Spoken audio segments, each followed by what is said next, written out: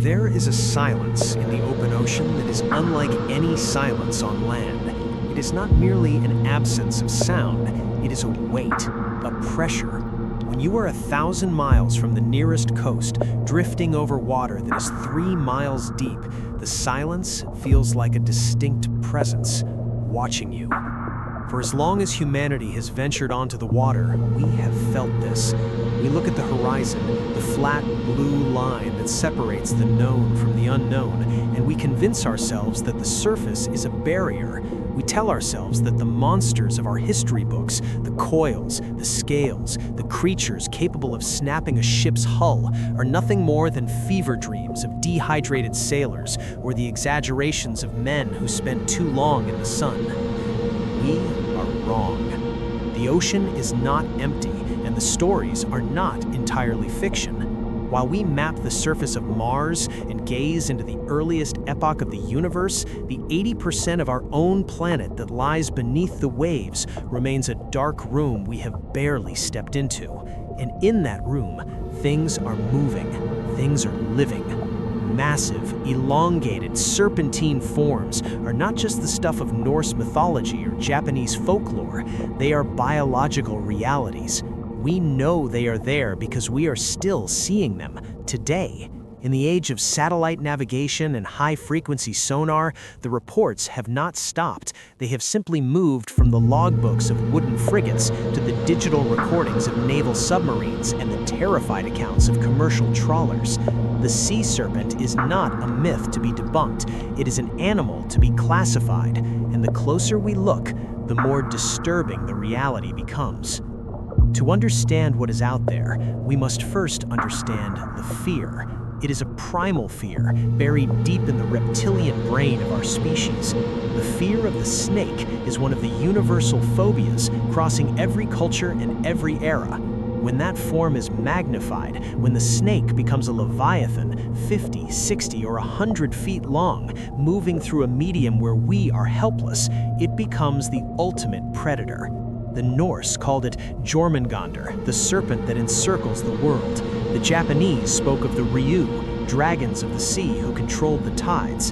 In the deep Pacific, Polynesian navigators whispered of the Taniwha. These cultures, separated by vast oceans and thousands of years, all described the same thing. A long, undulating body, a vertical horse-like head, a mane of red or webbing, and eyes that seemed too large, too intelligent for a fish. Skeptics argue that fear creates monsters. They say that a floating log, a line of porpoises leaping in rhythm, or a mass of kelp can trick the eye, and in many cases they are right. The human mind seeks patterns. It wants to make sense of chaos. But fear does not explain the consistency. Fear does not explain why a seasoned captain of the British Royal Navy, a man trained in observation and rigid discipline, would risk his career and his reputation to report a monster. In August of 1848, Captain Peter McQuay of the HMS Daedalus stood on his quarterdeck in the South Atlantic and watched for 20 minutes as a massive creature swam alongside his ship. He described it with clinical precision. 60 feet of visible body, a head held high above the water, moving with a steady serpentine motion. No fins visible, a dark brown color with a yellowish white about the throat. This was not a man prone to fantasy. He submitted his report to the Admiralty, not as a ghost story, but as a navigational hazard. He was ridiculed, of course. But he never recanted. He knew what he saw. And he is not alone. In the archives of naval intelligence and the quiet conversations of deep-sea fishermen, the sightings continue. They are rarely publicized now. To report a sea monster in the 21st century is to invite mockery, so the reports go underground. A sonar operator in the North Atlantic hears a biological signature that moves too fast for a whale and is too large for a shark. A trawler off the coast of Chile pulls up nets shredded by something with immense power, leaving behind slime and strange translucent flesh. A tourist on a ferry in the Mediterranean captures a blurry video of a 30-foot shape breaking the surface, thrashing violently before vanishing. We dismiss these anomalies, we scroll past them, but the ocean does not care about our skepticism. The reality is that we have already found the sea serpent. We just gave it a different name. We categorized it, put it in a textbook, and decided it was no longer a monster because we understood its anatomy. But to see one in the flesh is to understand why the myth persists. Deep in the mesopelagic zone, in the eternal twilight where the pressure begins to crush the lungs of surface animals, lives the Regolachus glesn, the giant oarfish. It is the longest bony fish in the world. Confirmed specimens have reached 26 feet. Unconfirmed reports and fragmentary remains suggest they can grow to 36 feet, perhaps even 50. It is a creature of pure nightmare and impossible beauty. It is ribbon-like, a long silver blade of muscle and flesh, lacking scales, covered instead in a metallic, reflective skin called guanine. It possesses a dorsal fin that runs the entire length of its body, culminating in a crest of bright red spines on its head, a crown that looks remarkably like the flaming red mane described by sailors for 3,000 years. The behavior of the oarfish is what cements its status as the origin of the legend. Unlike most fish that swim horizontally, the oarfish has been observed hovering vertically in the water column, scanning the silhouette of the surface with large saucer-like eyes. When it moves, it can undulate its entire body in a rhythmic sine wave motion. When it is sick or dying or forced up by deep-sea tremors, it surfaces, and this is where the legend meets reality. Imagine being a sailor in a small wooden boat in 1700. The water is calm. Suddenly, a 40-foot silver ribbon breaches the surface.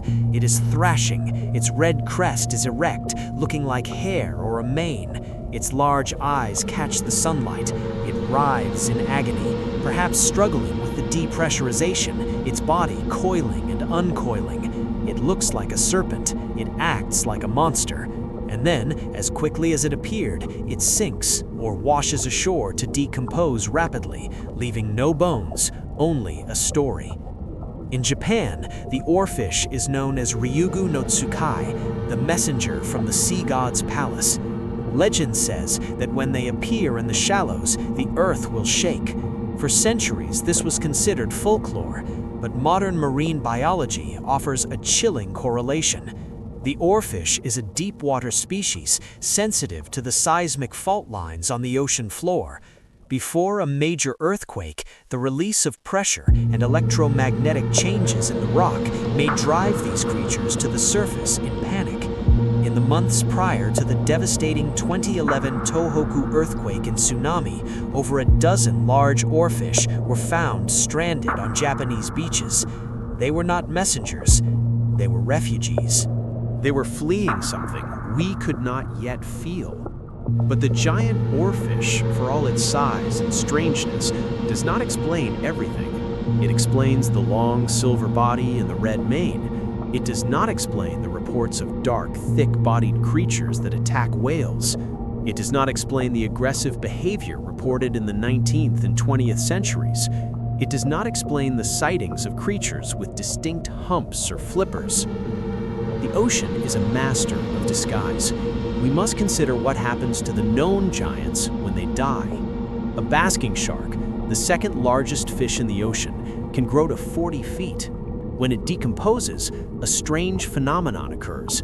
The lower jaw and the gill rakers fall away first, leaving a small, cranium-like skull attached to a long, slender spinal column. To the untrained eye, the rotting carcass of a basking shark looks exactly like a plesiosaur, a long neck, a small head, and a massive body. In 1977, a Japanese fishing vessel, the Zuyo Maru, hauled up a rotting carcass off the coast of New Zealand. The crew was terrified.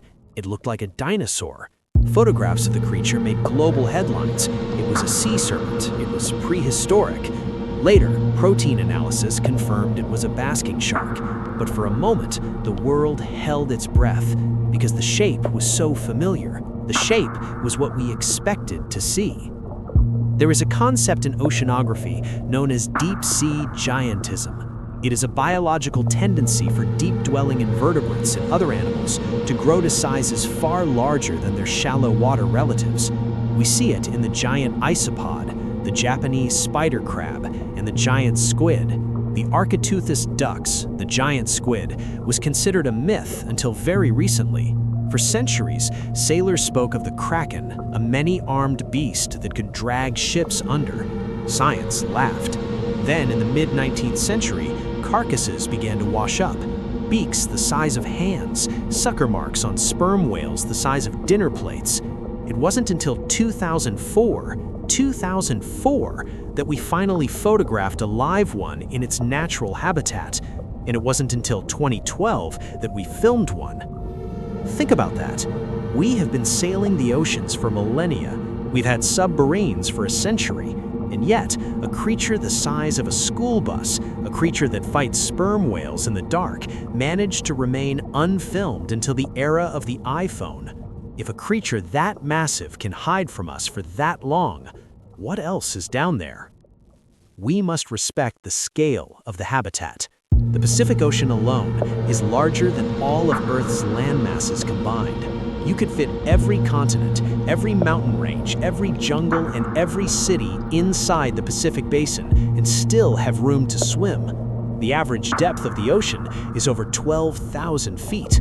We have explored less than 5% of it. When we say we have mapped the ocean floor, we mean we have derived its shape from satellite gravity readings. We have a better map of the surface of Venus than we do of the floor of our own oceans. In this vast three-dimensional void, sound travels differently. It travels for thousands of miles. In 1997, the U.S. National Oceanic and Atmospheric Administration, NOAA, detected a sound in the South Pacific. It was picked up by hydrophones thousands of miles apart. They called it the bloop. It had a biological profile. It rose in frequency like a living vocalization, but it was louder than any blue whale, louder than any known animal on Earth. It originated from a remote corner of the ocean, west of the southern tip of South America. For years, it fueled speculation. Was it a massive, unknown leviathan, a sea serpent of impossible size? Eventually, scientists concluded it was likely an icequake, a massive iceberg cracking and calving in Antarctica. The explanation fits the data. It is logical, but it is a hypothesis. And even if the bloop was ice, there are other sounds: the upsweep, the whistle, anomalies in the deep scattering layer, a false bottom of the ocean made of millions of organisms that migrate vertically every night.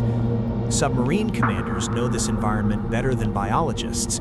During the Cold War, acoustic operators on both American and Soviet submarines would frequently track biologicals, sounds that were clearly animal in nature but did not match the signature of whales or schools of fish.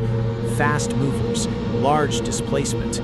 Sometimes active sonar, a ping of sound energy, would strike an object in the deep water, a solid return. The operators would classify it as a submarine, only to watch it accelerate vertically at speeds that would crush a steel hull, then vanish. They don't write sea serpent in the official logs. They write anomaly. They write equipment malfunction. But the operators remember. They remember the sound of something large moving in the water where nothing should be. We also have to consider the coelacanth effect.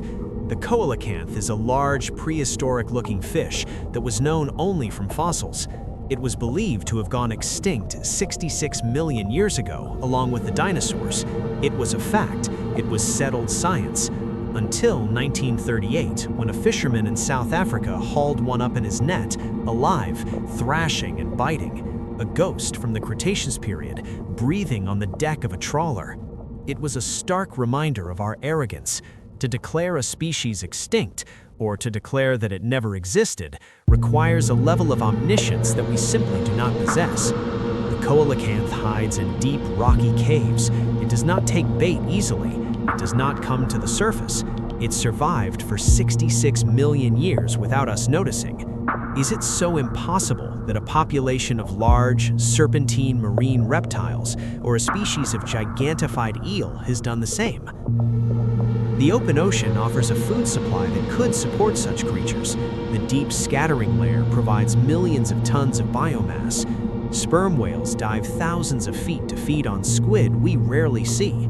There is a food chain in the blackness that is entirely separate from the sunlit world we know. A large, slow metabolism predator, perhaps an ambush hunter that resembles a sea snake, could live its entire life in the bathypelagic zone, only surfacing when ill or dying, or perhaps to breed in specific, removed currents that commercial shipping lanes avoid. We are entering a new era of ocean exploration, but paradoxically, we may be seeing less. Modern ships are loud, massive, and fast. Their engines churn the water, creating a wall of noise that drives marine life away. A wooden sailing ship in 1850 was quiet. It moved with the wind. It drifted. Sailors on those ships spent months staring at the water, bored, observant, in tune with the rhythm of the swell. Today, we rely on radar and sonar. We look at screens, not the water. We move too fast to notice the shape breaking the surface a mile away. We have traded observation for efficiency. It is possible that the golden age of sea serpent sightings ended not because the creatures disappeared, but because we stopped looking. And yet, the encounters happen. Ask the commercial fishermen working the deep trenches off the coast of Japan. Ask the oil rig workers in the North Sea who look down from their platforms at night into the illuminated water and see shapes gliding past the pilings, shapes that are too long, too sinuous to be sharks. Ask the marine biologists who operate ROVs, remotely operated vehicles. There is footage, often unreleased or dismissed as inconclusive, of long gelatinous shadows drifting past the camera lens at 20,000 feet. There is a video captured in the Gulf of Mexico of a magnified squid, a magnapina. It looks like an alien. It has elbows. It has tentacles that drape for yards, hanging in the water like marionette strings. It looks nothing like a squid. It looks like a construct of fiction. If we had not filmed it, we would not believe it existed. It challenges our understanding of biology. The definition of a monster is simply an animal we have not yet cataloged. The giant oarfish was a monster until it was a specimen. The giant squid was a sailor's yarn until it was a carcass. The gorilla was a myth of African explorers until it was found in the mountains. We like to think we have finished the inventory of Earth. We like to think the map is full, but the map is only full of the things we can easily reach.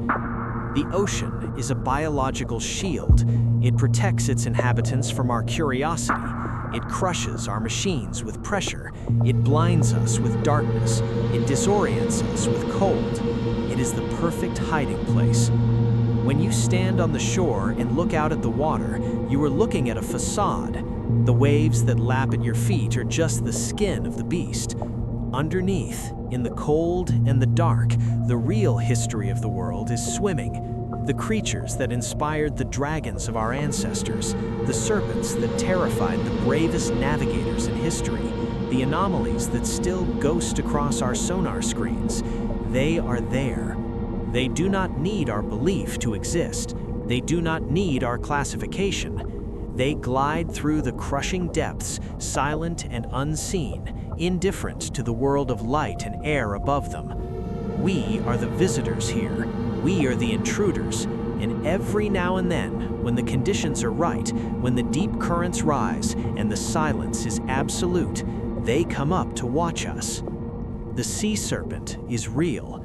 It is the oarfish. It is the decomposing shark. It is the giant eel. And perhaps it is something else. Something we have yet to catch. Something that is waiting for us to dive just a little deeper, stay just a little longer, and look just a little closer into the dark. And when we finally see it clearly, when the lights of our submersibles finally illuminate the full length of the shape in the darkness, we may wish we had left it a myth. The ocean keeps its secrets, and for now, that is exactly where they belong. This was only the beginning.